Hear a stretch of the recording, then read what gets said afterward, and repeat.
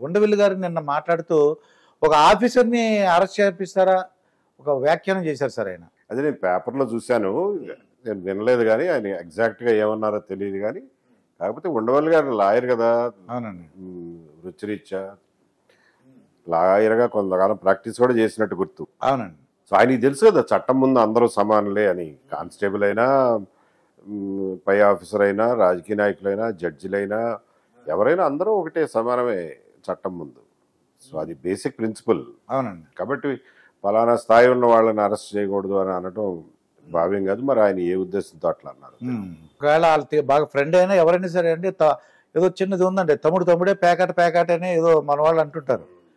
అలాగే చెప్పాలి కదా ఆయన. అలా చెప్పకుండా ఆయన మాజీ ఎంపీ ఉండి అలా అన్నారని చాలా మంది బాధపడుతున్నారండి. ఉండవల్లి గారికి కొంచెం ఇలాంటి అభియోగాలు ఉన్నాయి ఆయన మీద మొదటి నుంచి కూడా. ఏంటంటే కొన్ని విషయాలని ఆయన ఎంచుకున్న విషయాల గురించే మాట్లాడతారు. దాని గురించి మళ్ళా కన్సిస్టెన్సీ ఉండదు.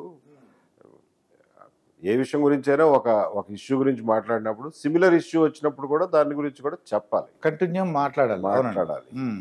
అది చెయ్యరు. ఆయన సెలెక్టివ్గా స్పందిస్తూ ఉంటారు. దాని గురించే ఆయన మీద విమర్శలు వస్తూ ఉంటాయి. ఫర్ ఎగ్జాంపుల్ ఒకప్పుడు మద్యం సీసా చూపించి దీని రేట్ అసలు రేట్ ఇంత, అమ్మే రేట్ ఇంత అని చెప్పి అన్ని చూపించారు. తర్వాత కూడా అంతకంటే ఘోరంగా జరిగినప్పుడు కూడా దాని గురించి మాట్లాడితే ఆయనకి క్రెడిబిలిటీ ఉండేది. మాట్లాడలా. అలాగే మీకు గుర్తుండడం, మీరు కాకినాడ అంటున్నారు కాబట్టి పోలవరం ప్రాజెక్టు గురించి ఒకసారి చాలా విపరీతమైన వ్యాఖ్యానాలు చేశారు.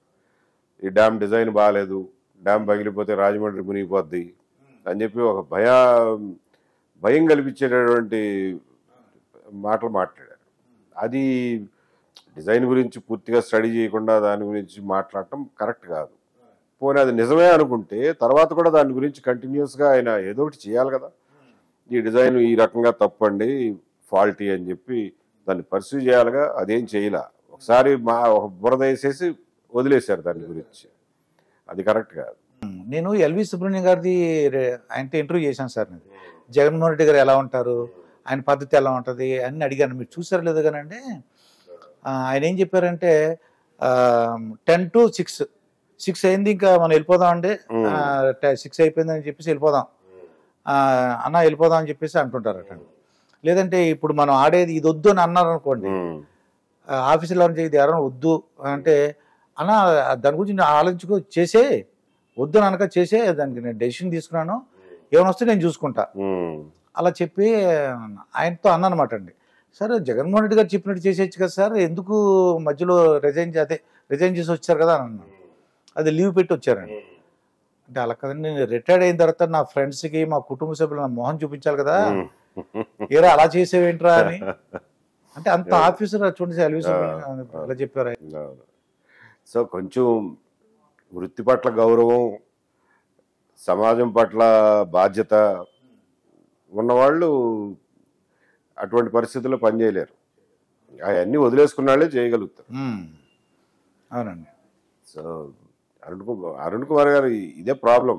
ఆయన మార్గదర్శి గురించి ఒక ఉద్యమంలాగా దాని మీద ఒక 20 సంవత్సరాల నుంచి పోరాడుతూ ఉన్నారు. మరి అదే సిమిలర్ ఇష్యూ అగ్రిగోల్డ్ విషయంలో కూడా జరిగింది.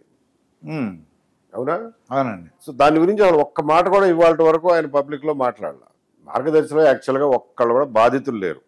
మా డబ్బులు రాలేదు అని చెప్పిన వాళ్ళు ఒక్కళ్ళు కూడా లేరు. అగ్రిగోల్డ్ అట్లా కాదు, కొన్ని వేల మంది రోడ్లెక్కి మా డబ్బులు మాకు కట్టండి అని చెప్పి ఉద్యమాలు చేశారు. అవునండి. చాలా సంవత్సరాల పాటు ఉద్యమాలు చేశారు. ఇవాళ కూడా వాళ్ళ కష్టాలు తీరలా, వాళ్ళ డబ్బులు వాళ్ళకి రాలా. దాని గురించి కూడా మాట్లాడాలి కదా ఆయన. అవునండి. మాట్లాడరు. అట్లా సెలెక్టివ్గా చేస్తూ ఉంటారు కాబట్టి ఆయన మాటలకి విశ్వసనీయత తగ్గుతూ ఉంటుంది. అది చూడడానికి ఎలా ఉందంటే అంటే కూటమి ప్రభుత్వం వ్యతిరేకంగా మాట్లాడినట్టే అనిపిస్తుందండి నాకు. సరే, ఒక ప్రభుత్వానికి వ్యతిరేకమా ఇంకొకటే కాదండి. మీరు రాజకీయాల్లో ఉన్నప్పుడు, మీరు పబ్లిక్ లైఫ్లో ఉన్నప్పుడు సిమిలర్ విషయాల మీద మీకు కన్సిస్టెన్సీ ఉండాలి. అదే అది లేనప్పుడు మా క్రెడిబిలిటీ పోతుంది.